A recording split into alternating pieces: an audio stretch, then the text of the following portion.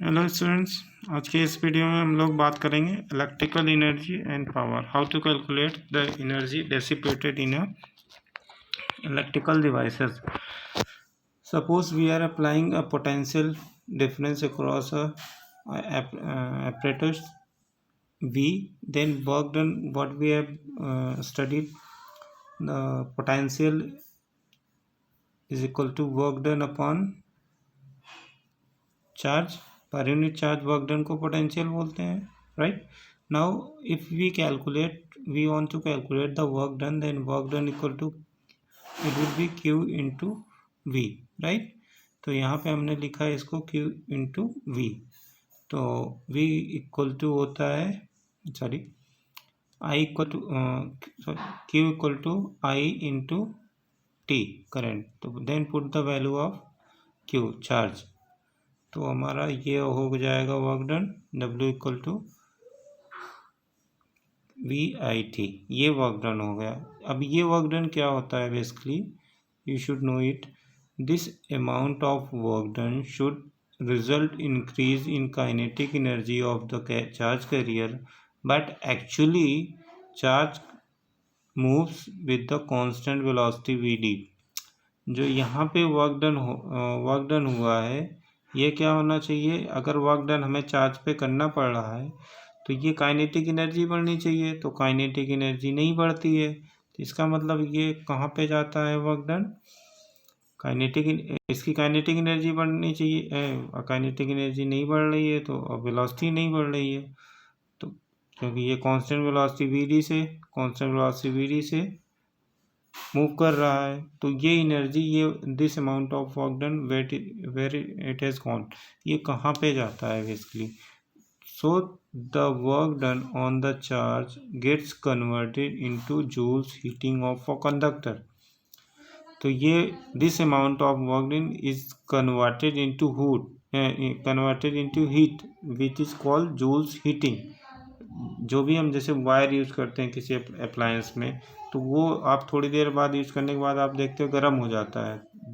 That is heat. वहाँ पे heat जो प्रोड्यूस हो रही है ड्यू टू चार्ज कैरियर पे, जो हम वर्क डन कर रहे हैं चार्ज कैरियर को मूव कराने पे, that is amount of work done. वही वर्क डन होता है जो बेसिकली जनरेट होती है heat. So the heat generated in T time, तो इसी एक्सप्रेशन को वर्क डन को Q को बोल दिया, W को बोल दिया Q, the amount of heat VIT. This is amount of this is heat produced in a conductor. Q equal to VIT हो जाएगा. अब ये तो वर्क डन को हमने हीट बोल दिया. Now power, this amount of heat is dissipated, ये कंज्यूम हो जाती है, जो कि हमें कंडक्टर के अराउंड ये डेसिपेट होता है, जो एक तरह से आप बोल सकते हो लॉस होता है. तो पावर अगर हम निकालना चाह रहे हैं तो W by time, per unit time, और W को क्या लिख सकते हैं, Q बाई T. तो Q बाई T यहाँ पे रखा तो VI. तो पावर लॉस यहाँ पे कितना हो रहा, VI होता है, V इंटू आई होता है बच्चों. यहाँ पे आपको एक एक्सप्रेशन आ गया जो आपने 10th में ही पढ़ा था, V इंटू आई. राइट, देन आफ्टर इसी को कई फॉर्म में आप पढ़ सकते हैं अलग अलग. जैसे आप V को एलिमिनेट कर दो तो I² R हो जाएगा, I को एलिमिनेट कर दो V² बाई R हो जाएगा. तो अलग अलग तीनों एक्सप्रेशन आपको दिमाग में रखने हैं. P equal to VI first expression, दूसरा I² R, तीसरा V² बाई R. तीनों एक्सप्रेशन आपको याद रखने हैं. न्यूमेरिकल इसमें 1 या 2 मार्क्स में आते हैं. राइट, दिस पावर, अब यहाँ पे इसको समझ लीजिए. This power loss is called ohmic loss.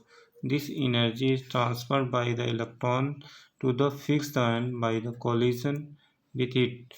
This result in vibration of ions about the its lattice point. तो ये बता रहे होता क्या है, इसी पावर लॉस को ओहमिक पावर लॉस बोलते हैं, क्योंकि ये ओहमिक डिवाइस में होता है basically. This energy is transferred, जो ये एनर्जी होती, ये मतलब फिनोमेना समझा रहे हैं इसमें कि कैसे होता है।